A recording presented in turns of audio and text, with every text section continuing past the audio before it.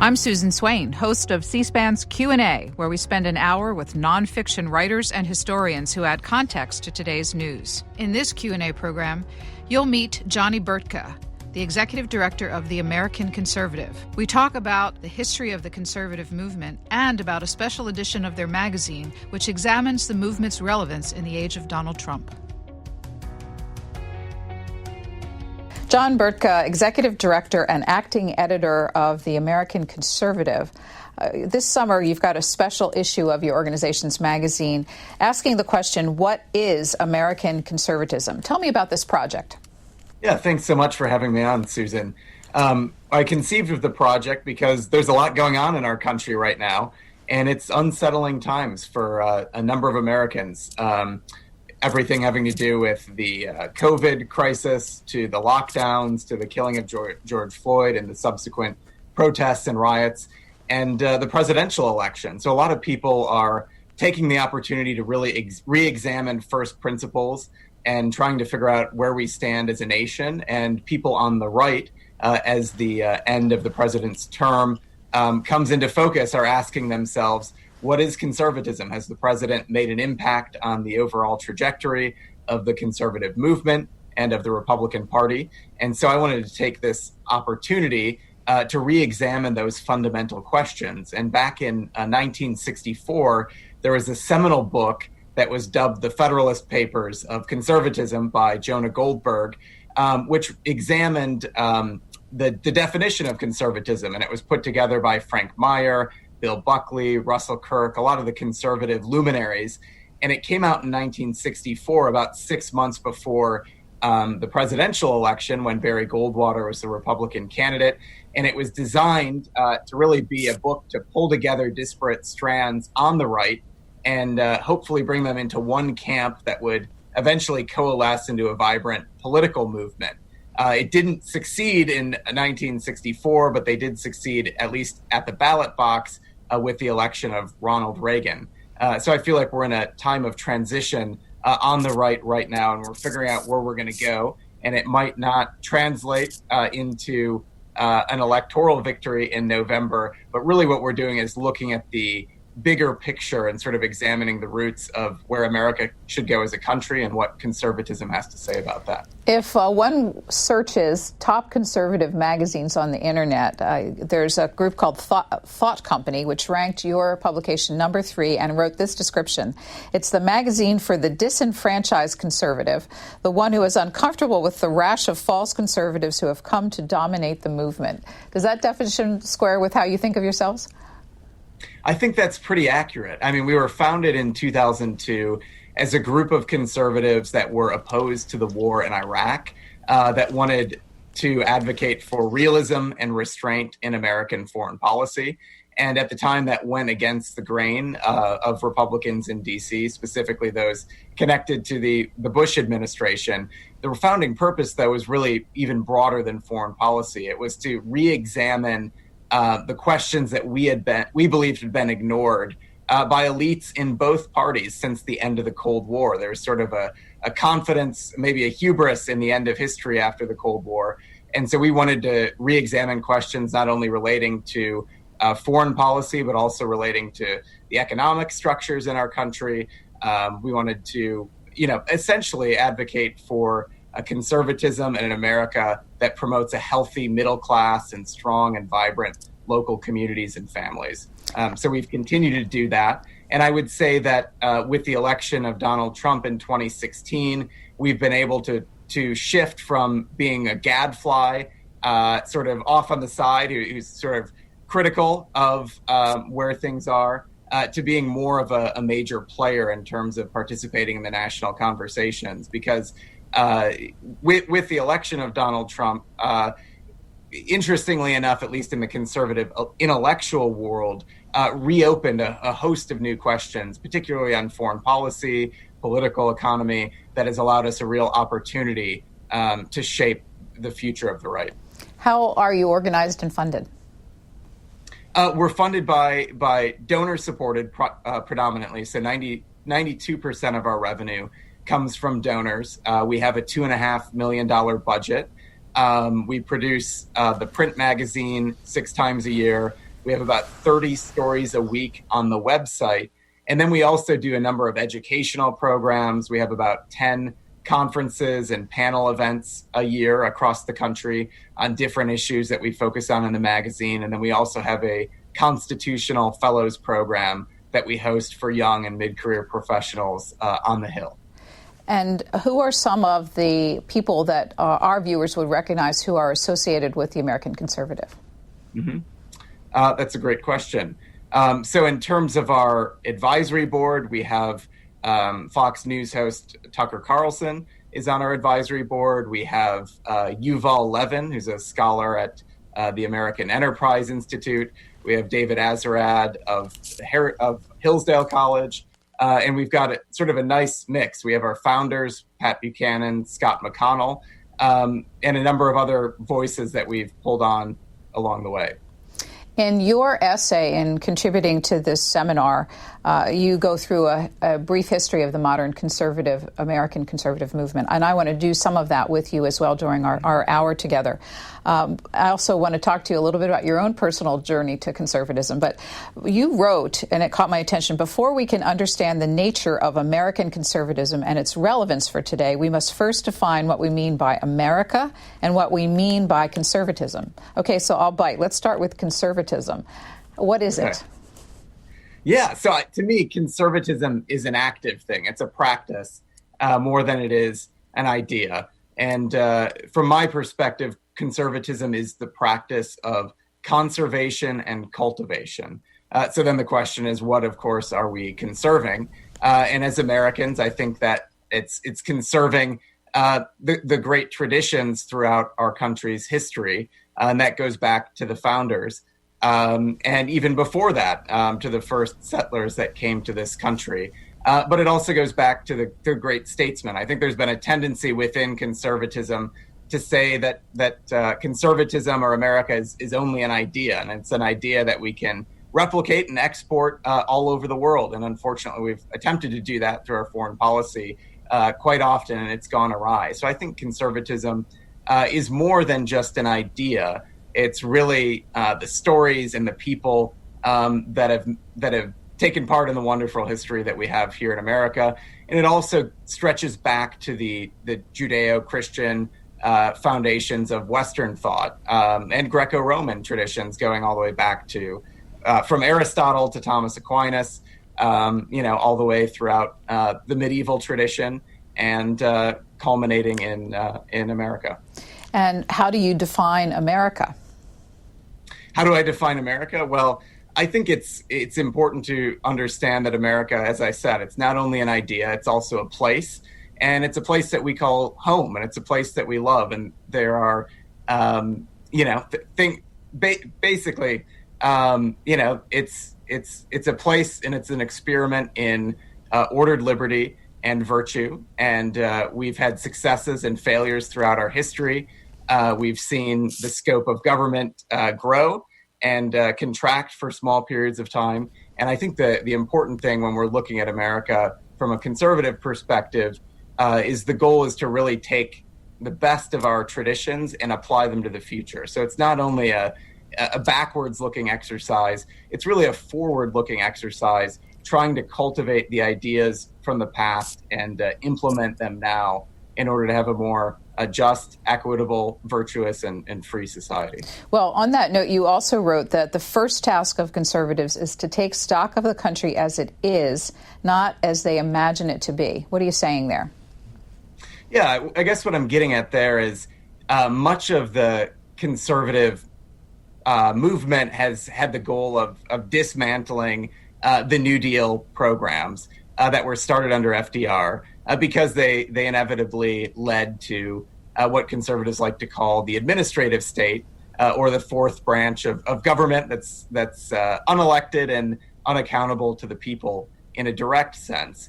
And I think there are very much legitimate criticisms to make of the New Deal and criticisms to make of the administrative state. But I think the challenge is that our country has, that this sort of our system of government as it is today has really been in place and evolved, over the last 100 years. So I really don't think that the administrative state is going anywhere. despite conservatives' best efforts. And I also think that the task of sort of pushing power back to the states is a daunting one, and I think it's something that we should continue working on. But I don't think that's the full task of conservatism. So I think conservatives also need to look at where it's appropriate to use the structures that, as it exists today, to serve conservative ends. So a couple areas that I'd like to focus on are strengthening the American family, finding ways to support working mothers and fathers, whether that's through things like paid family leave policies or other policies to promote family formation. I think trade policy and economic policy are two other areas. I think the costs of globalization over the last 30 years certainly has come with some benefits, but I think the cost has been stagnant middle-class wages and downward mobility for a lot of Americans, which leads to civil unrest and populist discontent on the right and left. So I think that's especially important to re-examine vis-a-vis China and their growing influence in the world today. And I also think we have to take a look at the tech monopolies and the concentrated power that we have on Wall Street today. And traditionally speaking, conservatives have liked to cut taxes, which again, I understand. There's lots of probably red tape that shouldn't be there. But generally speaking, conservatives don't really get, at least traditional conservatives don't really get a lot in return. You know, one of the signature achievements of the Trump presidency was the corporate tax cut, but it's really the corporations that are leading the charge in terms of a social agenda that is very much at odds with a traditionalist conservative perspective. So I would say the bargain that conservatives have struck with Wall Street and with the libertarian influence on the right hasn't always translated into protecting and preserving faith, family, and local communities. So I think it's time that there's some reexamination done on the right. And I think, the limited government and just pushing back against all things government is there's something to it, but I think it's an incomplete picture. So I think we need to take stock of all the influences that are currently exerting themselves on our country and really formulate a strategy that can strengthen the things we hold dear. And again, I think that's a strong middle class, vibrant families, and a path to upward mobility for all Americans.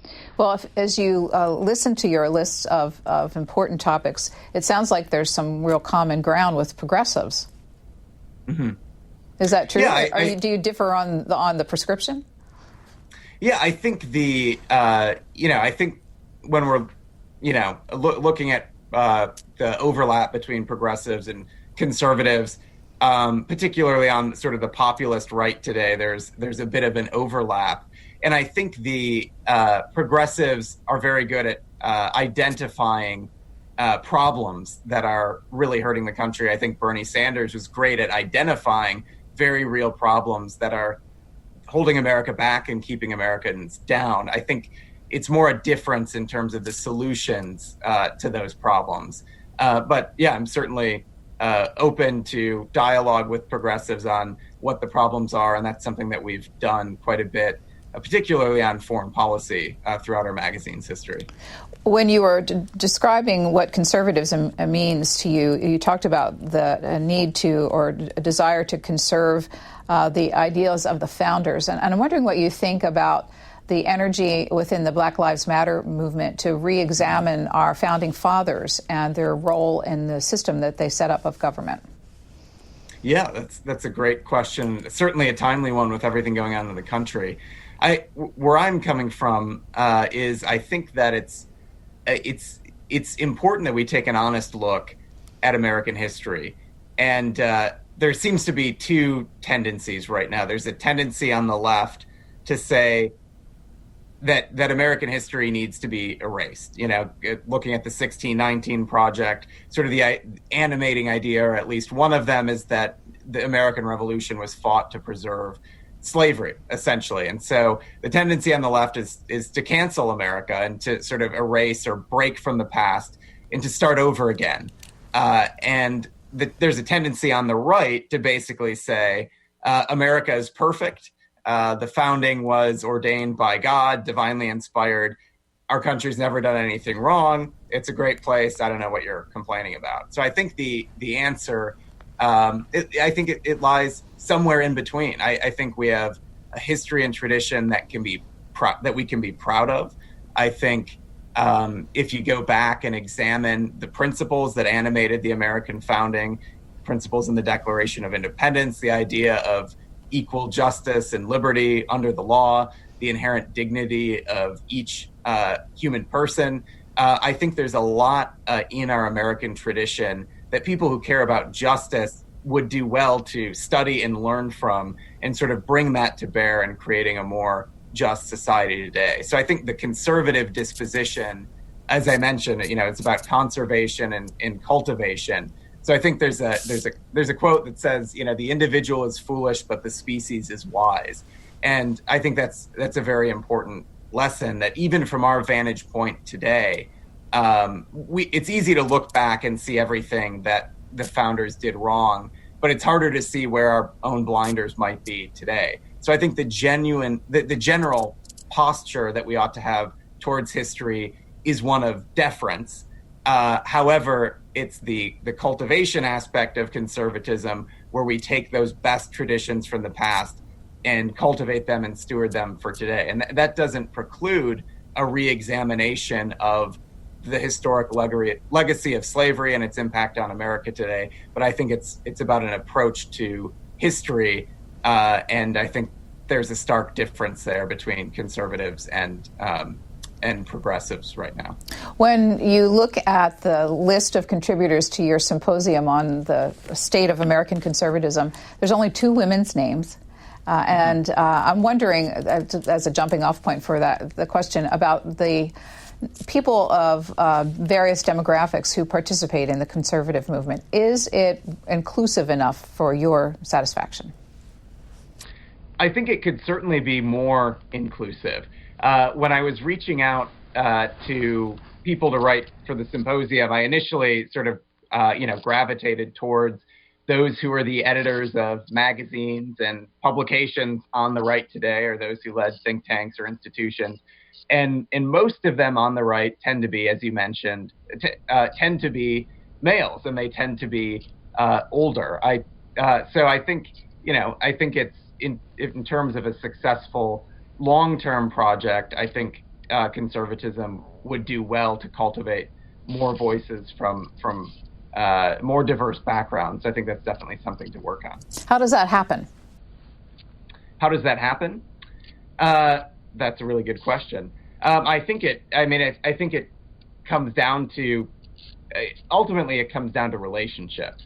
I think it's less a result of an intentional effort to exclude women or blacks, Hispanics in the conservative movement. I think it really comes down to relationships, and people tend to congregate with people that think like they do, act like they do, and travel in similar social circles as they do.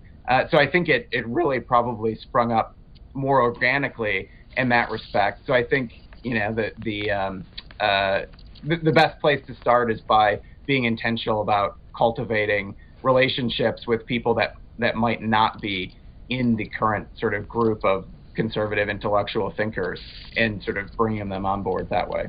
As you did in the magazine, I wanted to, as I mentioned, go through a very brief history of some of the stages of American conservatism in the United States during the 20th century. It had its roots in the mid-20th century. Tell me how it got started.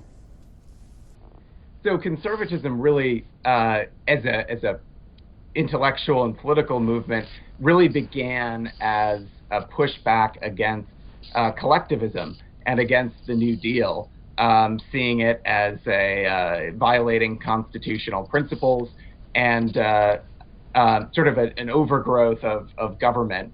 And then it began to morph with the challenge that we had against communism overseas, and seeing the influence of communist thought, particularly on American intellectuals and American publications. So it really started off as this sort of a quirky intellectual movement with a few, political figures pushing back against collectivism at home and abroad. And really some of the seminal moments were the publication of Russell Kirk's The Conservative Mind, which famously did not try to sort of pigeonhole a narrow or an ideological definition of conservatism, but took examples of conservative statesmen throughout history and basically painted more of a conservative disposition than an ideology. And then you, of course, had the founding of National Review magazine back in 1955 by William F. Buckley Jr., which really began to sort of bring these diverse camps into play. And it wasn't only those pushing back against big government or the Soviet Union. You also had traditional and religious conservatives that tended to have not only a social conservatism, but also many of them were Catholic, so they had sort of a sense of piety for the great saints and teachers throughout church history. So you had the economic conservatives in one camp, you had the social and traditional conservatives in another camp, and then you had the foreign policy hawks that were concerned about the Soviet Union in another camp, and then you also had disaffected people from the left who were concerned particularly about the Soviet Union and the Cold War, who are now called neoconservatives, people like Irving Kristol and Commentary magazine, when that was founded, fusing into the conservative movement that really coalesced around the Reagan presidency. You mentioned some of the founding lights of American conservatism. I want to show people two of them that you just mentioned so we can see and hear some of these people and hear their thinking. Let's begin with a clip from Russell Kirk later on in his life, June 4th, 1980. This is from the C-SPAN archives. Let's watch. American intellectual renewal of conservative ideas, beginning around 1950, was perfectly unorganized and undirected, the work of isolated individual scholars and men of letters, only slightly acquainted with one another's work, let alone enjoying personal acquaintance. Take the names of men whose books obtained some attention, perhaps as novelties, shortly before or after 1950. Richard Weaver, Daniel Boorstin, Peter Viereck, Francis Wilson, William Buckley. When I published my book, The Conservative Mind, in 1953, I had never met any of these gentlemen except Weaver, nor had they met one another, with but few exceptions, I believe. Besides, no two of them agreed perfectly about anything, not even about the word conservative. Talking about how this movement really got its starts, but how important was his book, The Conservative Mind, to the genesis of the movement? Incredibly important. Most people attribute it to being the founding of the conservative intellectual movement in America. As he mentioned, at the time, there really were quite disparate voices, and many of the people didn't even know each other. So I think this was the first systematic attempt to bring together a diverse array of thinkers, historic figures, and talking about sort of what, as a body of work, conservatism is, and hopefully trying to apply it to what it might mean or might become in America. What was the relationship between the conservative intellectuals and the presidency of Dwight Eisenhower, both President Eisenhower and Richard Nixon?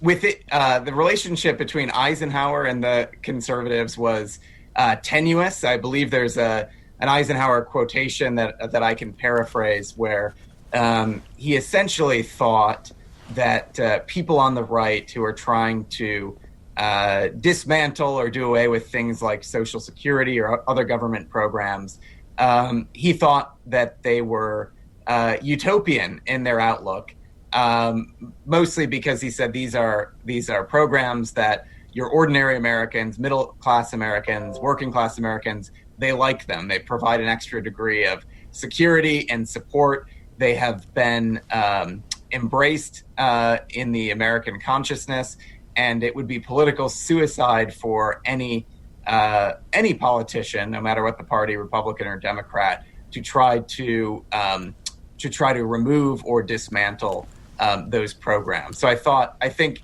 while Eisenhower would certainly probably agree with certain conservative dispositions, I think the political attempt to undo various welfare programs he was highly skeptical of.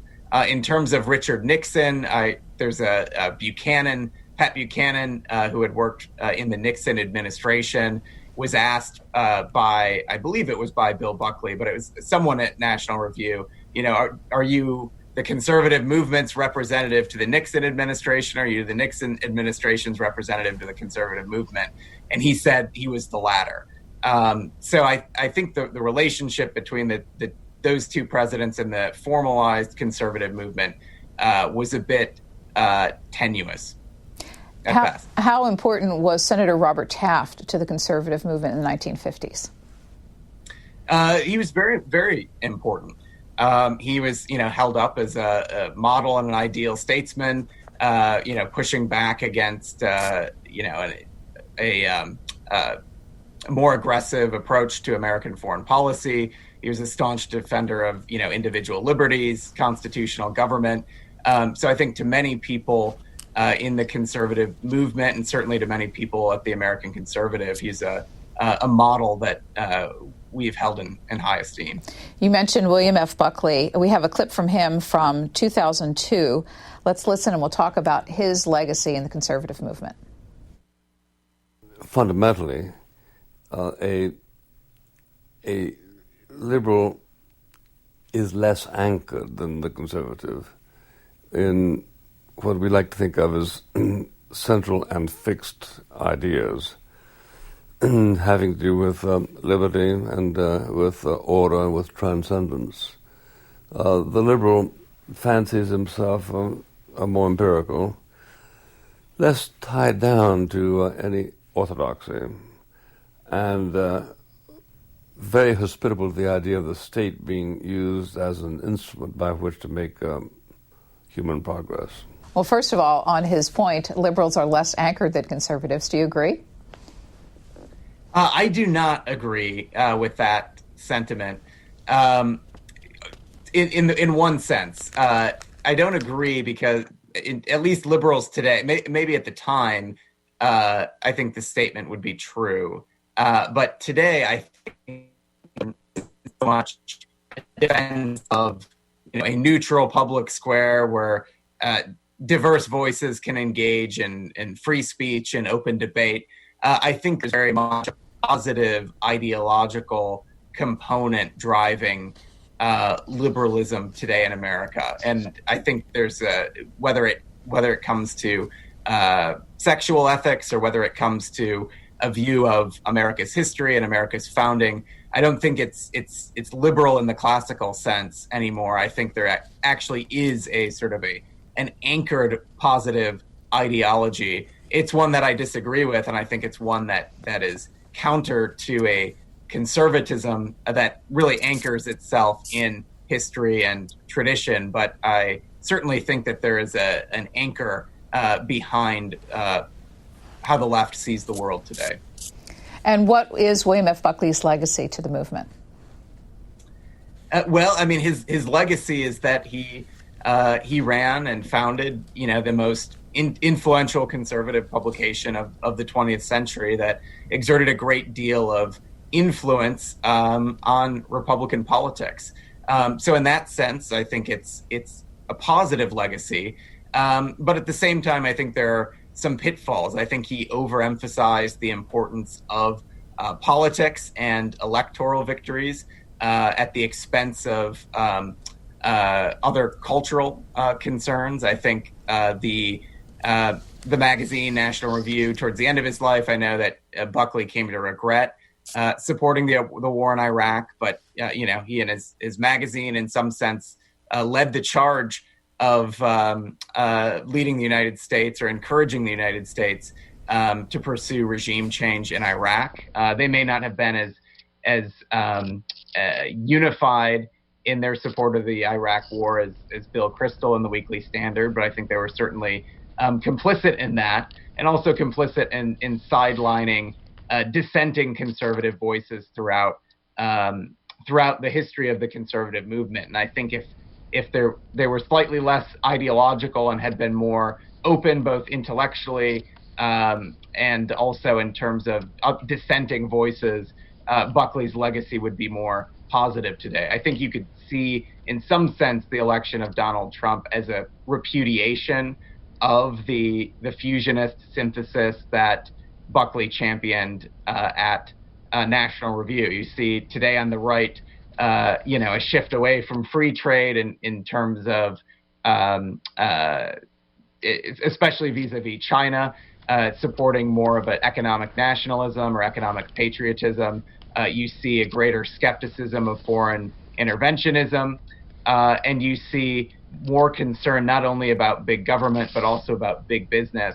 And those, in many respects, run counter to Buckley's legacy at National Review. Now, at the same time, I think he was also a brilliant intellectual and a scholar and a writer. So if he were around today, I also think he would adapt to the times and to the new challenges, and I hope he would be less, perhaps ideologically rigid than some people would like to think. You mentioned his emphasis on the ballot box. The conservative movement got its first run at the White House in 1964 with the campaign of Senator Barry Goldwater of Arizona. We have the clip, a much well-known clip from his acceptance speech in 1964. Let's listen and we'll come back to you.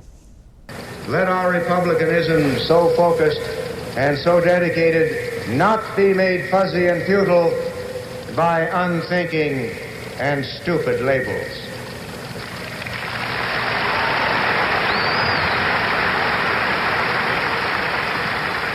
I would remind you that extremism in the defense of liberty is no vice.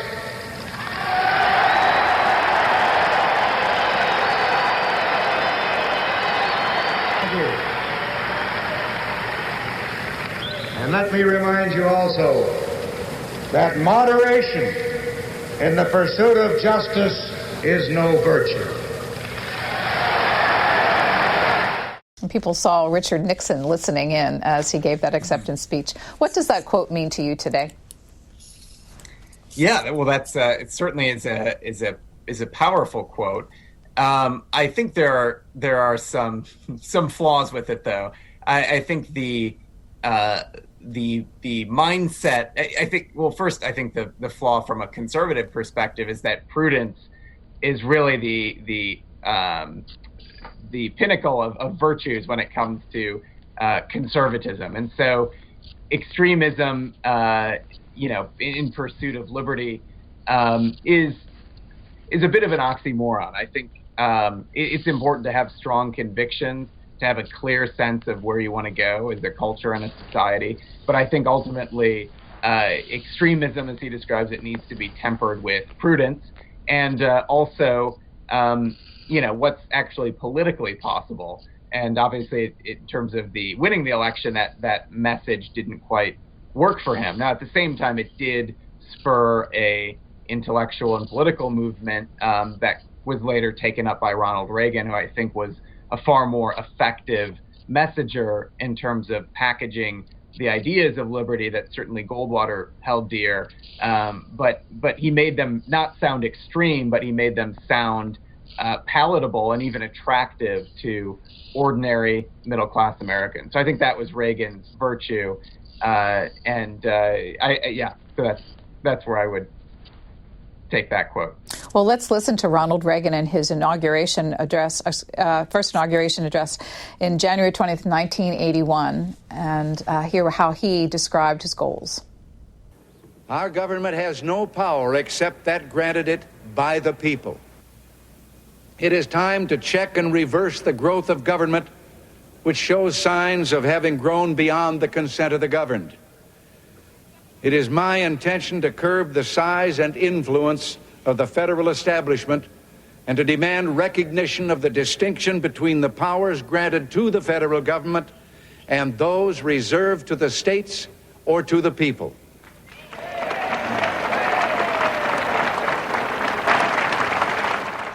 Johnny Burtka, how did Ronald Reagan govern versus his ideals that brought him to office? Well, I think he found out that it's a lot harder to scale back the federal bureaucracy in Washington than he may have thought. I don't think he was naive about the monumental challenge that he was up against, and he certainly cut taxes and used deregulation and other things to free and unleash the economy in a way that I think was quite successful. But I think in terms of taking a look at the federal government, the bureaucratic apparatus, and really making meaningful reforms, I think he came up a bit thin. And I think that's because the administrative state has a life of its own, and it has entrenched bureaucratic interests, and Congress is not as they're content passing off a lot of their legislative responsibilities to the administrative state. And I think even someone as great as Ronald Reagan ultimately wasn't. He was successful in terms of the modest, well, certainly in foreign policy with communism and the end of the Cold War, he was successful. But in terms of really reining in the power of the federal government, I think he certainly helped to delay expanding growth, but he wasn't able to stop it, let alone cause it to go into retreat. It became known as the Reagan Revolution, but you write that in the decades after the Reagan administration, American conservatism became unmoored from its intellectual forebears. What are you seeing there? Well, I think it lost the glue that held it together. So you had, as I mentioned before, the different coalitions, the foreign policy hawks, the social conservatives, and then the economic libertarians. And I think political coalitions form primarily on account of external threats. So you have people banding together who find themselves more like each other than the people that are opposing them. So they come together, they work on a joint project, and they succeeded. But after that success happened, I think they lost the villain that really kept them all in the same camp together. So I think you saw after that a search essentially for a new boogeyman to hold the conservative coalition together, which I think was a mistake, because I think it's perfectly fine for disparate groups to come together to achieve a specific purpose, and then after that purpose is achieved, for them to go their separate ways and maybe form new coalitions with new groups. But you saw, after 9/11 and the war on terror and the war in Iraq, I think there was an attempt to make Islamic terrorism the new Soviet Union, the new glue that could hold together the disparate conservative coalition. And I think that ended up being a failure, not because something needed to be done about 9/11, but I think the response was to look for a new monster that could really unite people together, and it turned out not working out so well. Didn't work out well for the over 500,000 Iraqis that ended up losing their life, and it didn't work out for the population of Christians in Iraq. There's actually around 1.3 million Christians in Iraq prior to the war, and now there's only about 300,000 left. Many of them were displaced or moved, and some of them were certainly killed. So I think this is a case where there's a zeal to find something to hold the coalition together, a zeal to find an enemy that's threatening America, but it really lacked humility and also the prudence, exercise of prudence. Because when you take a look at the world, this is what I had mentioned before about seeing the world as it is. Oftentimes, you may have a situation where you have a dictator like Saddam Hussein and people really suffering beneath that dictator, but overthrowing the dictator ends up leading to anarchy, which ends up being far worse for the people than they were originally. So I think that's where the principles of humility and prudence really come into play. So I think looking forward now, it's interesting seeing, can there be anything that holds this conservative coalition together, and is that really the right way to be thinking about things on the right? So before we bring this conversation into today, I wanted to learn a little bit more about yourself. You talked earlier about the need to bring more young people into the movement. How did you get involved? When did you first decide you were a conservative? Yeah, for me, it really began with my family upbringing. My father worked in the auto industry in Detroit. And when the auto industry ended up going south, he took our life savings and poured it into a small business. He actually had the courage to start a small winery in Michigan, which is a thing. There's actually over 100 wineries in the state of Michigan right now. So I sort of began to learn the conservative principles really instilled through my family, through entrepreneurship and localism, involvement, engagement in the local community and our local church. And worked there pretty much every weekend from when I was 12 years old behind the counter all the way through college. And then when I went to college, ended up going to Hillsdale College, which is pretty well known as one of the more conservative universities in the country. Funny enough, when I first arrived at Hillsdale, I knew very little about the conservative intellectual tradition, or really even about the Western heritage. And it was at Hillsdale that I had the opportunity, really for the first time, to do a deep study of the great books, going all the way back to Aristotle and all the way up to the founders in contemporary American history. So Hillsdale was really the transformational experience in terms of intellectual conservatism. From there, I ended up studying theology in France for a year in Provence. Was able to practice my French skills a bit, and then came back to the United States on the East Coast, and decided that I wanted to get back plugged into the conservative intellectual movement. And Dr. Arnn, the president of Hillsdale, helped me to get my first job at ISI, which, interestingly enough, ISI was an organization also founded by William F. Buckley Jr., dedicated to promoting the conservative intellectual tradition on college campuses throughout the country.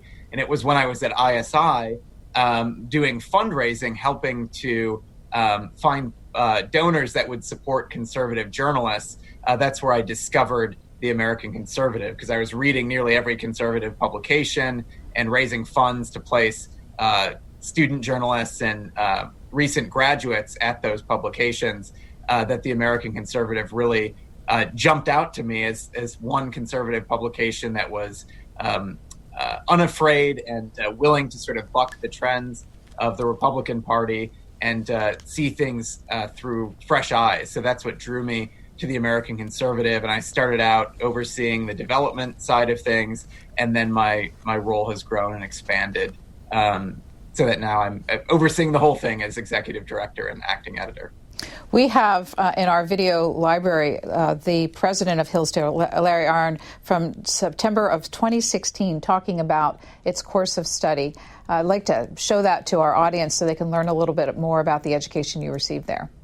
The subject matter of the college is the ultimate things, the ends of life, the things for which we live our lives.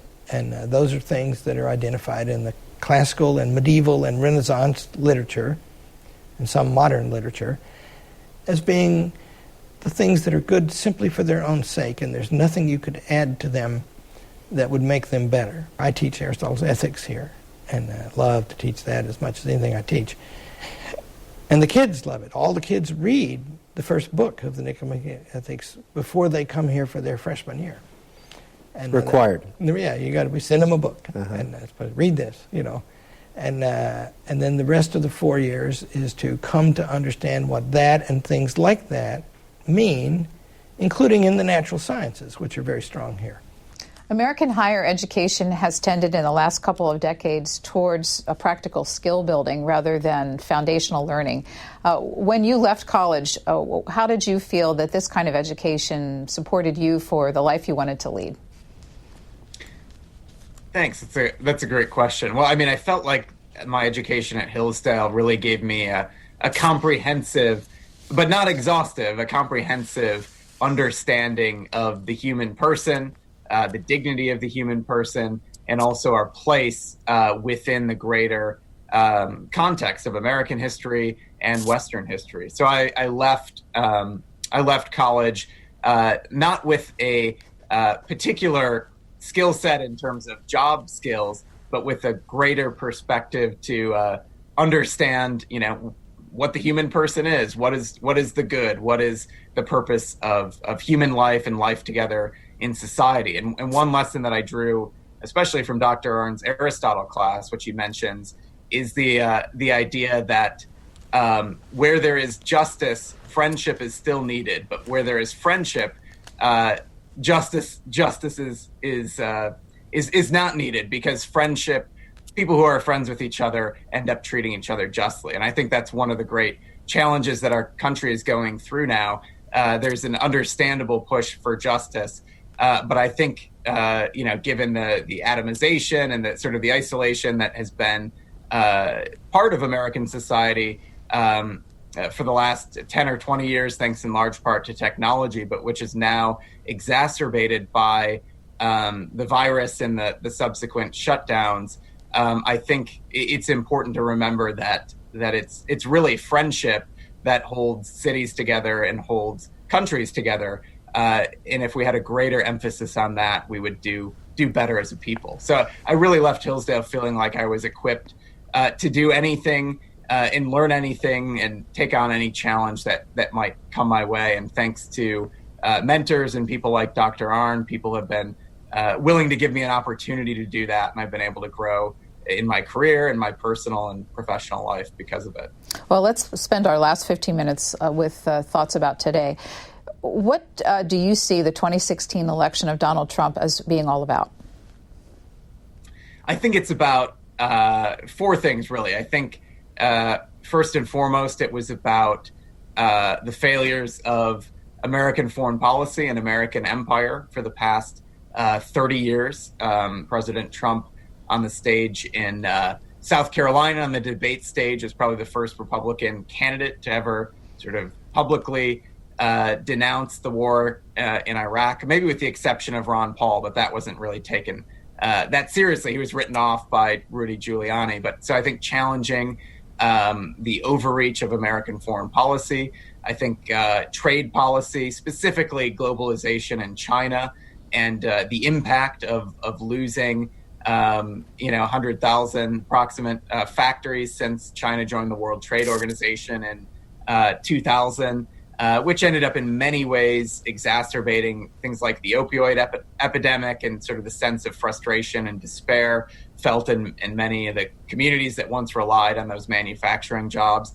I think it was about immigration, particularly the impact that mass immigration had on driving down working class wages and the frustration over that. And then I also think it was about political correctness and a fatigue that ordinary Americans felt being lectured at by corporate America and by Hollywood. And I think Donald Trump, despite the fact that he was often quite crude in his denunciations of political correctness, I think he hit a nerve in terms of challenging it.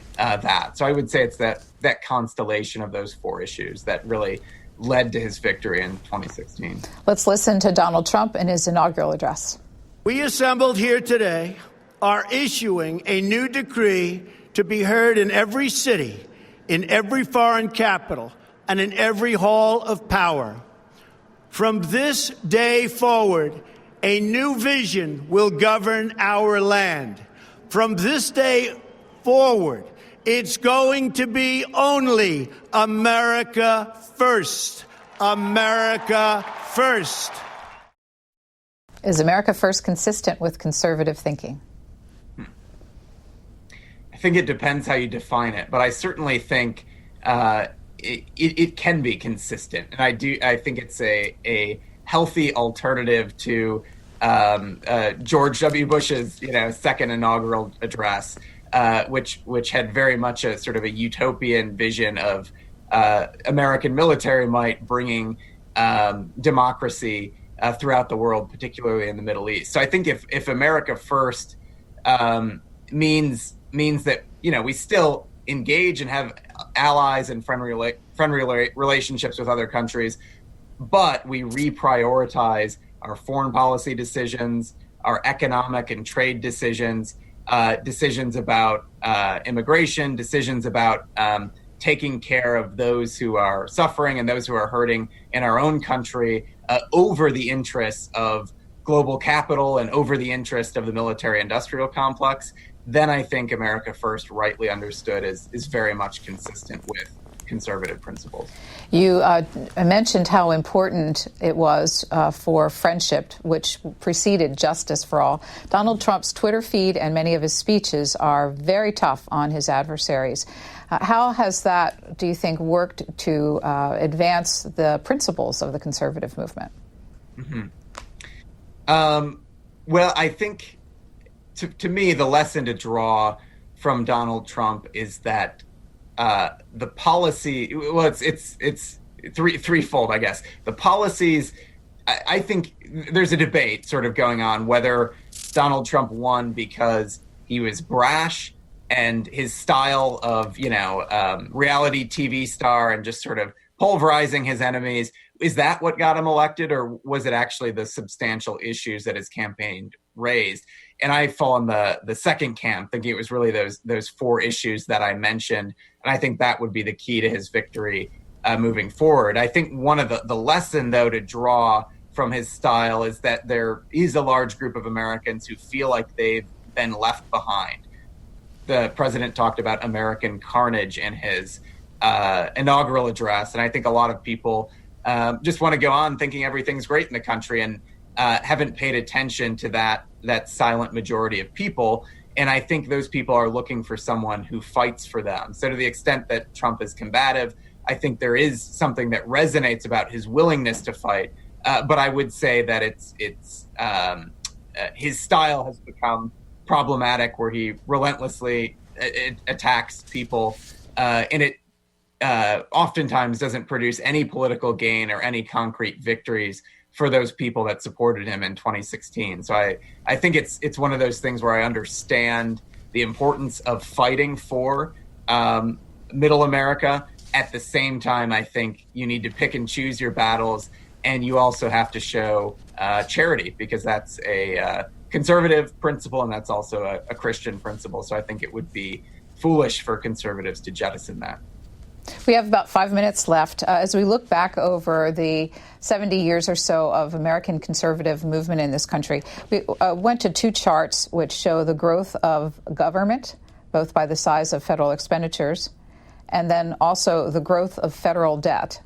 Now, the problem with this is that it's just hard numbers. It doesn't say as a percentage of GDP, which I know is an important thing to do. But you can see that in both charts that the numbers keep rising as the decades go along. So I guess the question is, if the size of government has been an organizing principle of conservative movement, how effective has it been over the past 70 years? Not very effective. So that's unfortunately, it's something that seems to have a life of its own, and it continues to grow. And it seems like you can only slow the expansion of debt and the growth of the federal government. You can't ever really reverse it. So I think this is something that conservatives really need to have a serious look at. I think slowing the debt and coming up with strategies to mitigate it is worthwhile. But I think conservatism needs to be more than on one side growing the GDP and on the other side reducing the federal debt, right? Conservatism has to do with the human person. It has to do with culture, friendship, and local traditions. And there are a great many local traditions throughout America that are worth conserving and protecting. And it's about the family, too. And so I think sure, those things can be part of the conservative project, but if they're the only reason for the project, then I think conservatism is a failure and deserves to be one. Well, in this exercise that you're going through to re-examine American conservatism, you write that throughout American history, Americans have turned to the federal government during times of crises. Can American conservatism survive coronavirus where people are looking to the federal government and state governments for solution. They're looking to big pharma to supply vaccines and medications, and we're looking towards more international cooperation to share results of study. Mm-hmm.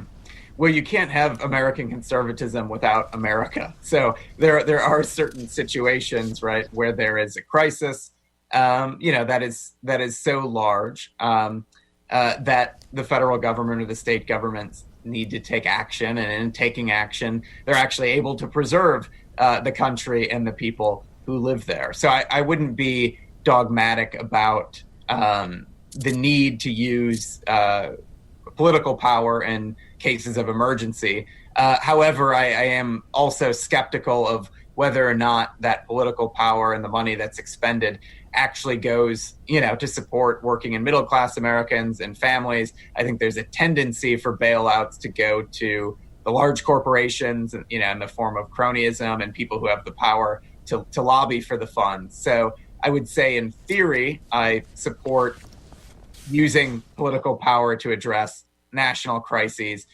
But in practice, I'm skeptical of how it plays out. So I think we need to be careful to rush to use political power if there are other options on the table. The impetus for our conversation was the summer issue of the American Conservative magazine, which you are now editing for your organization, and the seminar on what is American conservatism. You've kindly made a link available for C-SPAN viewers who want to see more of what you've done in this magazine. What will they find on that link? Who's there? So when they go to that link, they'll find 22,000-word essay responses to the question of what is American conservatism. We've got the overall sort of tone and consensus is really sort of tapping into some of the new things that I'm talking about going on in conservatism. But we have a diverse array of voices, from people that are conservative nationalists to people that are conservative localists, to others who think that conservatism and the conservative project is a failure, to others who believe that conservatism is really about a more Christian, humanistic vision of learning to love thy neighbor and practice charity. So we've got a great spectrum, and I think it'll be really helpful for people looking to understand, just what the heck is going on in conservatism since the election of Donald Trump, and what can we expect from the conservative movement in the post-Trump years to come. And what do you hope will happen as a result of this exercise? Well, I hope that we can bring, more conservatives and more Americans generally of both political parties to support a policy agenda and a cultural agenda that strengthens the American middle class, that strengthens the American family, that restrains our utopian foreign policy, and that promotes a trade and economic policy that really can support Americans. So that's my goal. Mr. Burtka, thank you very much for spending an hour with C-SPAN. Thank you so much for having me, Susan. Thanks for listening to C-SPAN's Q&A. Subscribe wherever you get your podcasts, and you'll never miss an episode. And while you're there, please take a minute to rate and review us. You can also send us an email at podcasts@c-span.org with your questions, comments, or ideas. Your feedback is welcome.